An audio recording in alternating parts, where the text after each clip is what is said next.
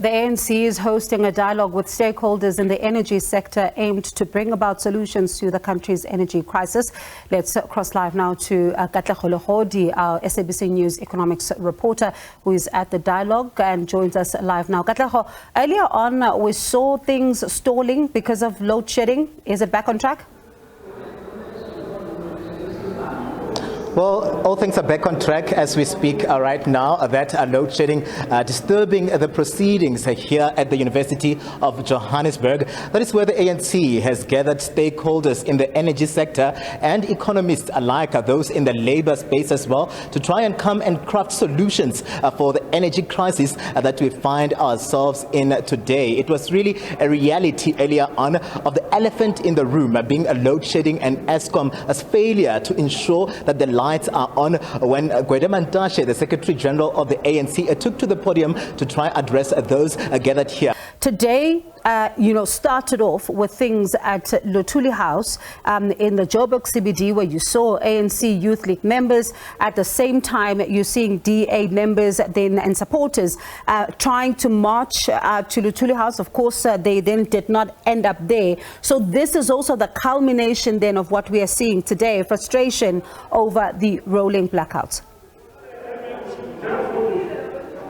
Most definitely, Bongiwe, a busy day for the African National Congress when you look at what happened earlier on in terms of those demonstrations in the streets. And Pule Mabe, the Secretary General of the party earlier on, just frank around the frustrations that have built up over time where this energy crisis is concerned, calling on those that have gathered here to be frank about the challenges that we find ourselves here. Interesting enough was him just cracking the whip in a way, telling government ministers, Pravin Gordhan, the Minister of Public Enterprises, and the Minister of Energy, Legodi, that formed part of this process virtually, to be frank and sing from the same hymn book in terms of addressing the energy challenge, saying that if we are not frank and honest about where we find ourselves as a country right now, even as government, then the solutions won't be forthcoming. This is coming, of course, at the back of the Energy Crisis Committee that announced a 2-year plan last week, but then the Energy Minister and the Public Enterprises Minister are just frank around the fact that the process needs to be expedited. South Africa cannot afford to have 2 more years of load shedding, saying that this remains the elephant in the room. A reminder to our viewers as well that daily, as this rolling blackouts go on, we have 1.5 billion rand to 4 billion rand that is wiped off of the country's economy. But Pule Mabe is the ANC spokesperson, and who just let us in on these proceedings here and the marathon talks that are underway with various stakeholders on the importance of just comprehensively attending to the energy crisis. Pule, thank you very much for joining us here on the SABC. Welcome to the show. Let us in really on the importance of having stakeholders gather with government to try and craft solution to the crisis that we find ourselves here. Well, first let me deal with the challenge we had earlier on. We are well aware that we are finding ourselves under conditions of load shedding. Eskom government is on record as stating that they will try and make sure that they lower load shedding levels. And as we have seen, we've moved from stage 6 to stage 3, stage 2, and all of that. Even today, we were aware when we were having this event that there's going to be load shedding incidences. So we can't suspend convening events because we have got load shedding issues. We have got to talk about this. Whether it happens in the dark, it happens during light, we'll have to do that. It is important. The leadership of the ANC cannot move away from attending to problems of the people because there is load shedding. The picture that you saw is the real picture that all of us, South Africans, are exposed to on a daily basis. We previously spoke to the media and said the ANC is not exonerated from instances of load shedding. Today's incident is a confirmation, is a testimony of that which we have said out in the public, that we are not exonerated. We go through this ourselves. Now we have convened industry experts to try and come up with solutions. The Secretary General of the ANC, Comrade Fikile Mbalula, has been able to set the scene, outline the objectives of this gathering. The Minister of Energy as well as the Minister of Public Enterprises have also spoken the German embassy, including other experts, have also been on the podium. As we speak now, there's engagements inside the hall by participants who are really making valuable contributions towards this. As the SG has said, our expectation is that at the conclusion of this, we will be able to have gathered sufficient data to be able to guide and advance what needs to happen as part of the ANC's approach to dealing with the energy challenge in the country. The president of the ANC, even in his capacity as the president of the Republic, has gone out to meet with stakeholders in an attempt to explain to them the challenges that are obtaining at Eskom, and to call not just for a national dialogue, but for a compact. We need to form a compact with the rest of civil society, with experts in our country, to be able to find solutions. We believe that if we are all forward-looking, if we are constructive, if we do the things that experts say we must do, we will be able to increase much-needed capacity at Eskom. We'll be able to deal with all of the three issues that are inherently the drivers of Eskom: transmission, generation, as well as distribution.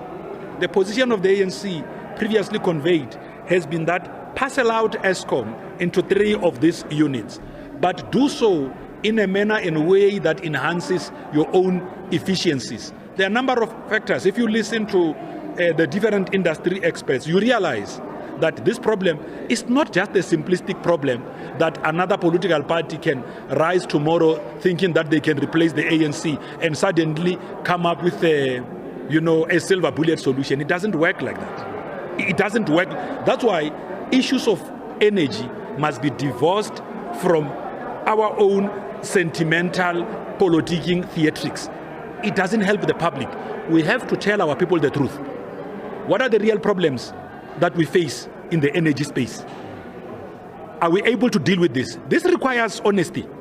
You don't have to be a propagandist and start saying things that are not possible because you want to be seen to have deposited in the public a narrative that is believable by the public, even when you know yourself that this is not the truth in its entirety. Now, what we are hoping for before you come in is that in this dialogue, are men and women of stature, of integrity, who understand that the only way that you can deal with this problem decisively and successfully is to be able to be open and... If I can come in there, Pule, what gives us assurance then that the men and women gathered here today would be listened to? We've had Kosatu earlier on just talking about the social compact to say some of these issues have existed over the years, and we've been trying to engage with a government as part of the tripartite alliance, and this has been falling on deaf ears. Today we're seeing the ANC seemingly just gathering all of these people. Could this also be an admission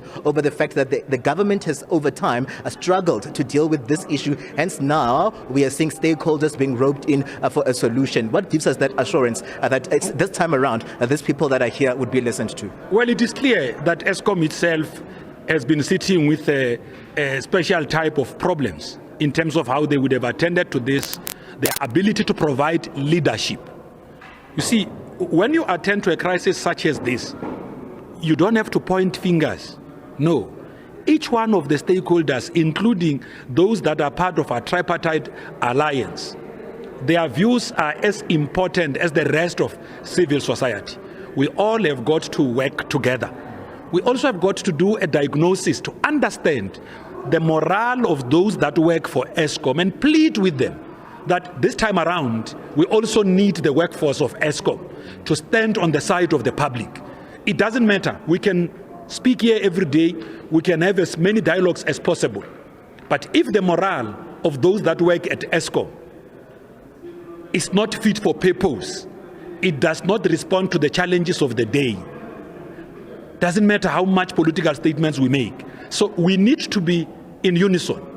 We need to be together. We need to form that kind of a pact, even with the employees of the power utility. because they are the primary players in helping us to resolve this. Beyond the ministers, beyond the political statements that we can make, the pronouncement that we can, the declarations, the resolutions that we can take at conferences, at the end of the day, it is the workforce, the men and women who work at Eskom. These are the ones that must help us keep the lights on. The assurance we need must also come from those that are at the behest of the leadership of Eskom, those that are at the shop floor at Eskom, those that are responsible to run, maintain all of these power stations. They are the ones who preside over generation, over transmission, and over the distribution of electricity. Yeah. They are the ones who know. I mean, to come and overnight want to act as if all of us are energy experts, we are not going to help the public and start talking about, I mean, I've heard politicians talking about the number of access megawatts that we need to be able to put back into the grid. Yeah. I'm sure now even yourself, you even know what is a base load. I mean, the way the energy issue has been troubling the country, almost all of us have now come to understand it. But we must now seize the moment. Okay. Let us unite and find long-lasting solutions, not just for us today, but for future generations. We must assure these young graduates,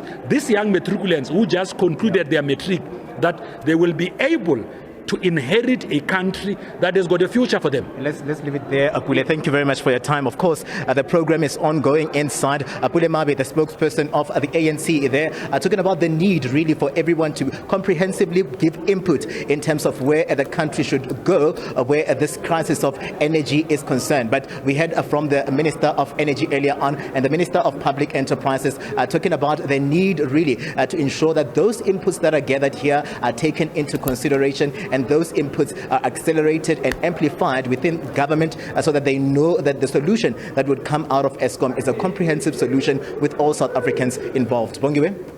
All right, Katlego, thank you so much for that. Do appreciate it. We'll continue then to monitor this dialogue during the course of the evening.